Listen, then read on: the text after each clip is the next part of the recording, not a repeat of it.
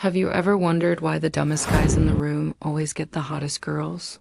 It seems unfair, but there's a real reason behind this phenomenon. And once you understand it, you can start using it to your advantage. You see, people are generally attracted to those who they perceive as more intelligent than themselves. This is called the hot and cold effect, or the attraction to what we don't have. But there's a caveat.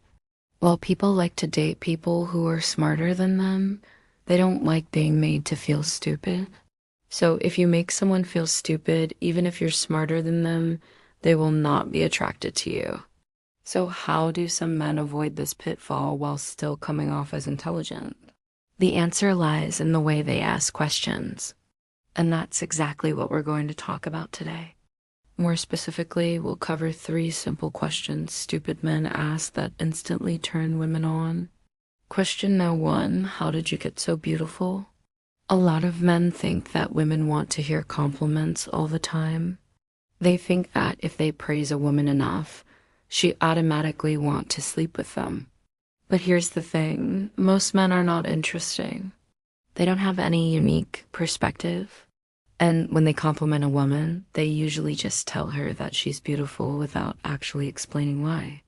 This makes the compliments generic, insincere, and ultimately unattractive. Think about it for a second. Let's say you're at a party and 2 guys approach you. The first guy looks you up and down and says, "Wow, you're really beautiful." You may smile politely, but you're not really impressed. Now the second guy comes over and says, "I've never seen anyone as beautiful as you. How did you get so beautiful?" He's asking you a question and showing genuine curiosity rather than just telling you what he thinks. Instantly, you're re-intrigued and you might actually want to engage with this second guy because he is different from the first. He's not just another guy saying the same things that everyone else is saying. He's trying to learn something new from you. And that's what makes him more attractive. So the first stupid question that stupid men ask that turns women on is, how did you get so beautiful? This question is stupid because it's so overused and generic, but it works because it shows that the man is genuinely curious about the woman and wants to learn more about her. It also makes the woman feel special because he's not just saying that she's beautiful. He's asking her how she got that way. And that's something that most men don't do. Question No. 2, what's the most beautiful place you've ever been?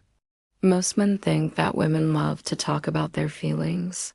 They think that if they ask a woman how she feels about something, she automatically open up and tell them everything. But here's the thing, women are just as visual as men. They love looking at beautiful things, whether it's a beautiful sunset, a beautiful work of art, or a beautiful man. And that's why the second stupid question that stupid men ask, which turns women on, is, what's the most beautiful place you've ever been? When you ask a woman this question, you're triggering her visual centers. She's imagining all the beautiful places that she's been to, and that makes her feel good. And when she feels good, she's more likely to be attracted to you. Plus, this question is a great way to start flirting with a woman. You can ask her about the most beautiful place she has ever been to, and then describe the most beautiful place you've ever been to. This is a subtle way to show her that you're interested in her without being too forward. It's also a great way to find common interests. Maybe you've both been to the same places, or maybe you've both been to different places. Either way, you're bound to find some common ground, which will make your conversation flow more easily. Now, before we move on to the third question, I need you to understand something. These questions are not meant to be used to manipulate women. If you're trying to trick women into doing something they don't want to do, that's not going to work. These questions are simply a way to start conversations with women and potentially build a connection with them. Whether or not that connection leads to anything more is up to the woman. With that said, let's move on to the third question. Question No. 3, have you ever had an orgasm by yourself?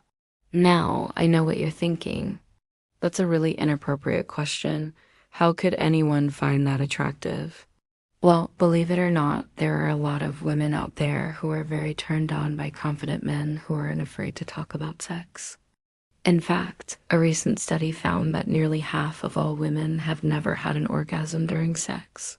And that means that a whole lot of women are very interested in learning how to take their sex lives to the next level.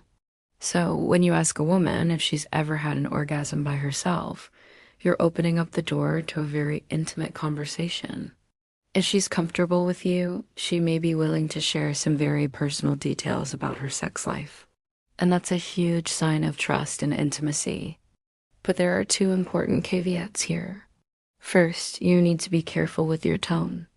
You don't want to sound judgmental or condescending. You just want to be genuinely curious. Otherwise, you'll come off as rude and disrespectful. Second, be prepared to talk about your own experiences. If you don't want to share your own experiences, then don't ask the woman about hers. After all, it's not polite to pry into someone's personal life if you're not willing to reciprocate. Now, here's where things get interesting. There is a fine line between being a confident man who is unafraid to talk about sex and being a creepy perv who makes women feel uncomfortable. And that line is all about context. The same question, have you ever had an orgasm by yourself, can be asked in a context where it is clear that you were just trying to be friendly and flirtatious. Or it can be asked in a context where it's clear that you were trying to make the woman feel uncomfortable. For example, let's say you're at a bar and you meet a woman and you strike up a conversation with her. You're flirting and having a good time. Then you ask her, have you ever had an orgasm by yourself? Because you've established that you're just flirting and having fun, she's likely to see it as part of the banter. But now let's say you're at the same bar and you meet the same woman and you strike up the same conversation with her and you're re-flirting and having a good time.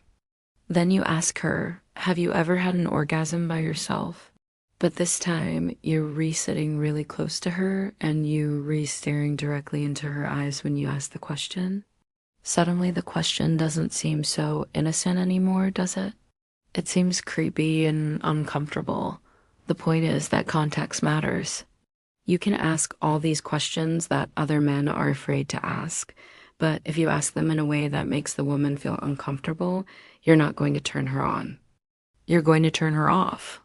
Ultimately, being able to ask the right questions is just one piece of the puzzle when it comes to turning women on. You also need to have a certain mindset.